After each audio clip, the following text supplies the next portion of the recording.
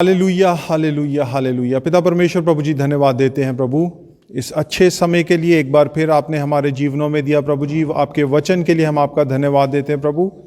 पवित्र आत्मा जी, आपको स्वागत कहते हैं, वेलकम कहते हैं। आप ही आइए और इस समय के ऊपर अपना कंट्रोल लीजिए, अपने बच्चों से बातचीत कीजिए प्रभु। हमारे सबके जीवनों को प्रभु अपने वचन से पिता परमेश्वर और जीवन दीजिए पिता परमेश्वर, और हमारे जीवनों में प्रभु आपके वचन के द्वारा फल आए प्रभु। हम धन्यवाद के साथ ये प्रार्थना यीशु मसीह के नाम में मांगते हैं, आमीन। कल हमने बात की थी पहली 5 वचन यशाया उसका 61 अध्याय 61 अध्याय में से। आज मैं चाहता हूं कि हम जो इसका 7 अध्याय है उसके ऊपर खास ध्यान दें। यशाया उसका 61 अध्याय 61 अध्याय और उसका 7 वचन सेम पेज नंबर पे है। यशाया 61 और उसका 7 अध्याय, और मैं आपके लिए पढ़ूंगा। और यहाँ ऐसा लिखा है, तुम्हारी नाम धराई के बदले दूना भाग मिलेगा, अनादर के बदले तुम अपने भाग के कारण जय जयकार करोगे। तुम अपने देश में दूने भाग के अधिकारी होगे और सदा आनंदित बने रहोगे। परमेश्वर ने वायदा किया हमसे, वो कहता है कि तुम्हारे नाम धराई के बदले दूना भाग मिलेगा। 100 का दूना कितना होगा? 200, 200 का 400। तो ये तो हो गए नंबर की बात। अगर 1 साल, इसका दूना कितना होगा? 1 साल का दूना 2 साल। ठीक है, परमेश्वर ने ऐसा वायदा किया है, और ये सिर्फ ऐसी वायदे परमेश्वर के हम दूसरी जगह पढ़ेंगे, ज़करिया उसका 9 अध्याय और 12 वचन। ज़करिया 9 अध्याय और उसका 12 वचन, ये है 1103 नंबर पेज पे।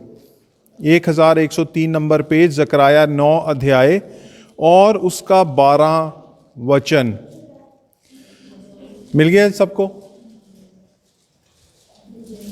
1103 नंबर पेज पे है पुराने नियम में।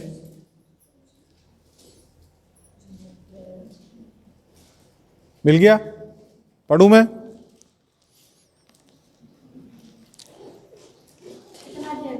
हाँ जी, 9 अध्याय और 12 वचन, 1103 नंबर पेज है।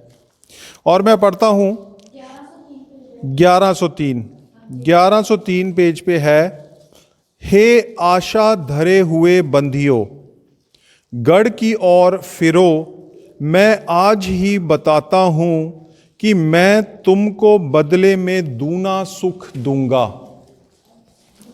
हमने कल ध्यान किया था, परमेश्वर कहता है यीशु मसीह के आने से पहले जो भविष्यवाणी यीशु मसीह के बारे में हुई, और जब यीशु मसीह आ गया तो उसने कहा कि ये भविष्यवाणी अब पूरी हो गई है।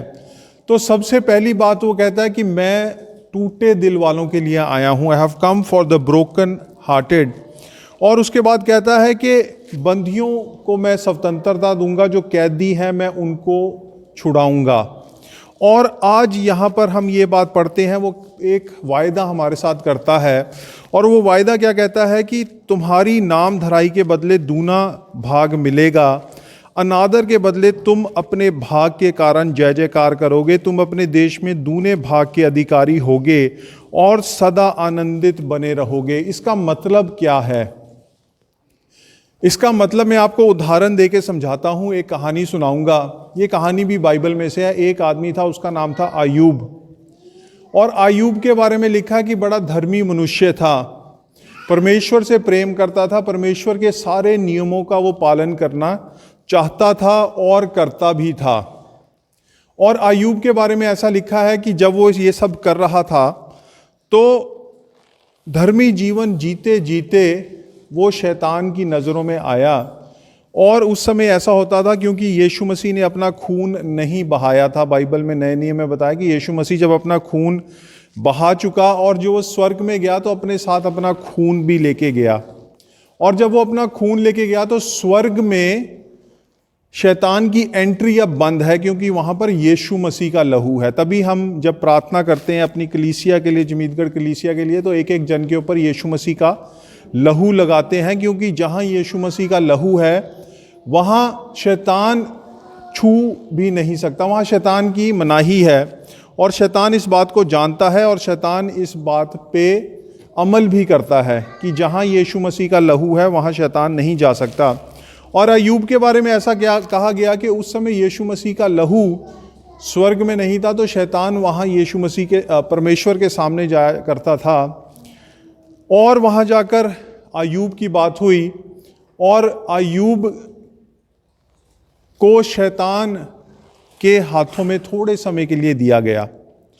और ऐसा हुआ कि सबसे पहले अय्यूब के बारे में लिखा कि बड़ा अमीर पुरुष था, तो शैतान ने सबसे पहला जो हमला किया वो उसकी जानवरों पे, उसके धन पे, उसकी जायदाद पे किया, और वो बिल्कुल कंगला हो गया, बिल्कुल कंगला हो गया। उसके बाद जो नेक्स्ट अटैक था उसके बच्चे, उसके बेटे और बेटियां उनके ऊपर था, और वो सारे के सारे मारे गए।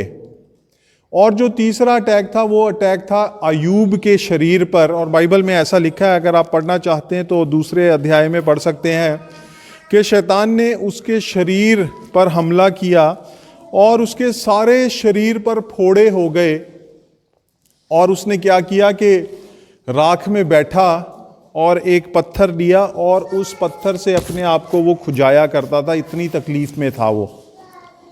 एक टाट उसने यहाँ बांधा और बीमारी की वजह से सारा दिन बाहर बैठा रहता और खुजली करता रहता। और जब उसका ये हाल उसकी बीवी ने देखा तो उसने कहा कि परमेश्वर की निंदा कर, और अगर तू मर जाए तो तू मर जाए।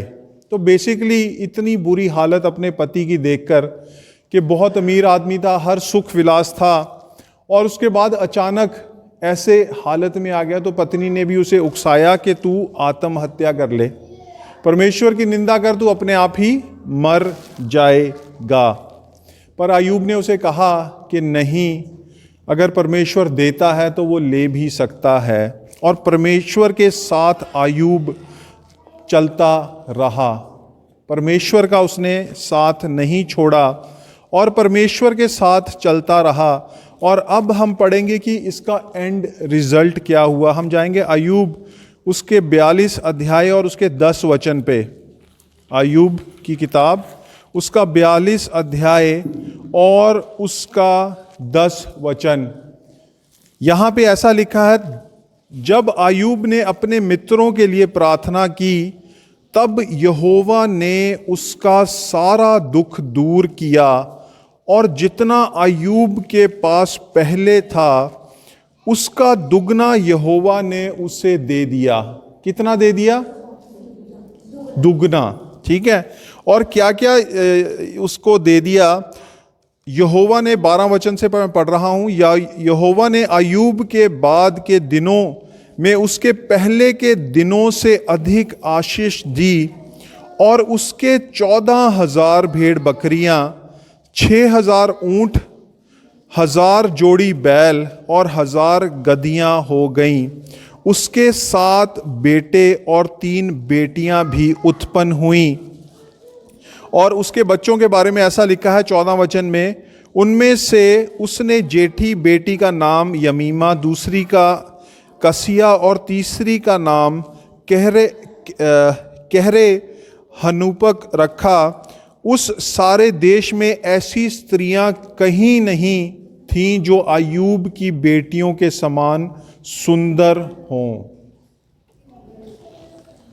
हमारा जो परमेश्वर जिसके सामने आज हम बैठे हैं, जिसकी हम आराधना करते हैं, जिस पर हमने अपना विश्वास रखा है, वो ऐसा परमेश्वर है जो हमारे हर दुख का हमें क्या देता है? दुगना। दुगना सुख। अगर आपने किसी तरीके से दुख उठाया है, परमेश्वर आज आपसे वायदा करता है कि मैं तुम्हें दुगना सुख दूंगा। अगर आपके सालों का नुकसान हुआ है, आप कहते हैं कि मेरे जीवन के इतने साल खराब हो गए हैं, परमेश्वर वायदा करता है कि मैं तुम्हें, अगर 2 साल खराब हुए तो मैं तुम्हें 4 साल का सुख दूंगा। अगर 10 साल खराब हुए तो मैं तुम्हें 20 साल का सुख दूंगा। ये परमेश्वर का वायदा है। अगर आपका पैसा किसी ने मार लिया, आपका पैसे का नुकसान हुआ, परमेश्वर कहता मैं तुम्हें दुगना सुख दूंगा। करना क्या है? जैसे अय्यूब ने यहाँ किया, वो परमेश्वर से प्रार्थना करता, उसने परमेश्वर की निंदा नहीं की।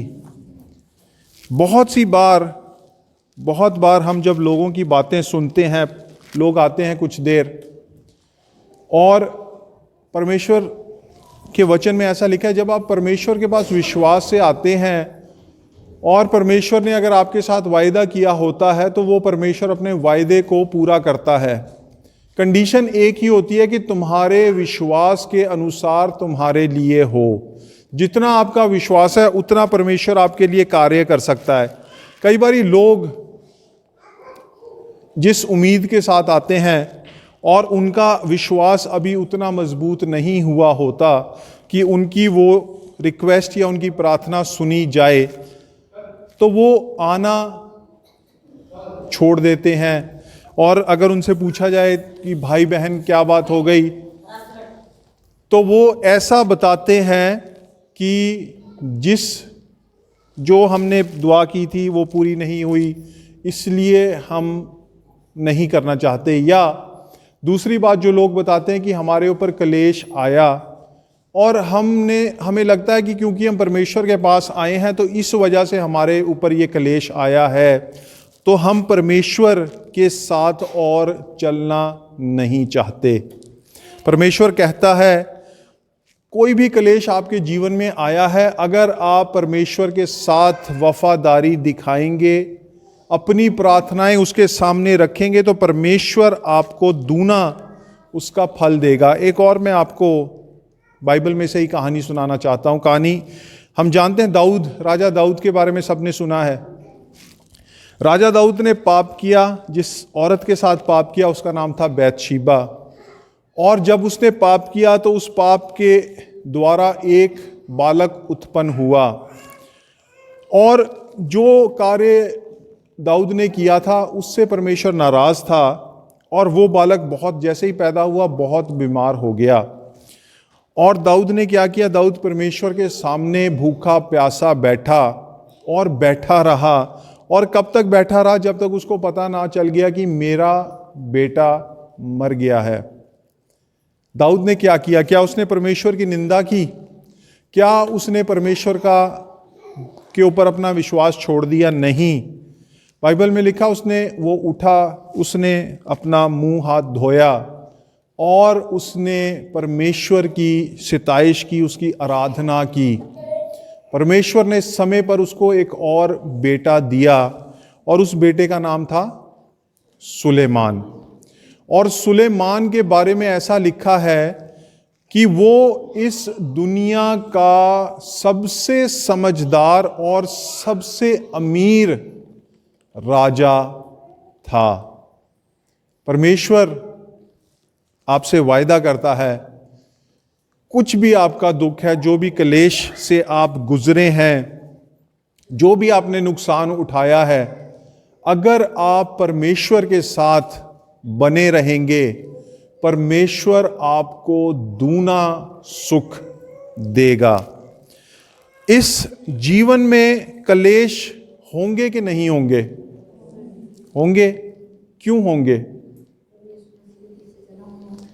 प्रभु यीशु मसीह के पीछे चलने की वजह से क्लेश नहीं होते। अगर कोई भी इंसान इस दुनिया में रहता है तो इस दुनिया का एक नियम है कि क्लेश होंगे ही। अगर हम यूहन्ना उसका 16 अध्याय और उसका 33 वचन पढ़ें, यीशु मसीह ऐसा कहता है कि मैं तुम्हें ये बातें इसलिए बताता हूं कि तुम्हें मुझ में शांति मिले। इस संसार में तुम्हें क्लेश होंगे, परंतु ढाढ़स बांधो, क्योंकि मैंने इस संसार को जीत लिया है। ये आप पढ़ सकते हैं यूहन्ना 16 और उसके 33 वचन में।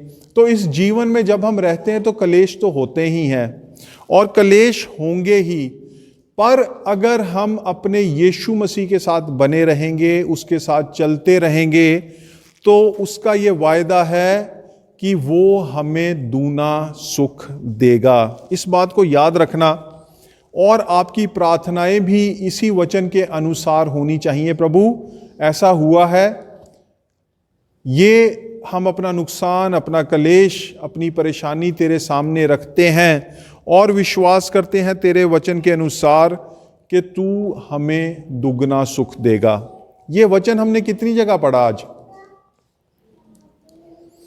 पहली जगह हमने पढ़ा यशाया में, दूसरी जगह पढ़ा हमने जकराया में और तीसरी जगह पढ़ा अय्यूब में। तो 3 जगह हमने ये पढ़ा। एक बार यीशु मसीह से कोई बातचीत कर रहा था और पुराने नियम में भी ऐसा लिखा है कि किसी भी बात को अगर पक्का करना है तो वो 2 या 3 गवाहों के द्वारा पक्की की जाती है। तो आज मैंने आपको 3 अलग अलग वचन बता दिए हैं जहां पर ऐसा लिखा है कि परमेश्वर हमें दुगना करके लौटाता है। आइए हम प्रार्थना करेंगे। हालेलुया, हालेलुया, हालेलुया। प्रभु जी, हम धन्यवाद देते हैं पिता परमेश्वर। प्रभु, धन्यवाद देते हैं कि हम आपकी संतान हैं प्रभु जी, और आपके वायदे हमारे लिए हाँ और आमीन में पूरे होते हैं।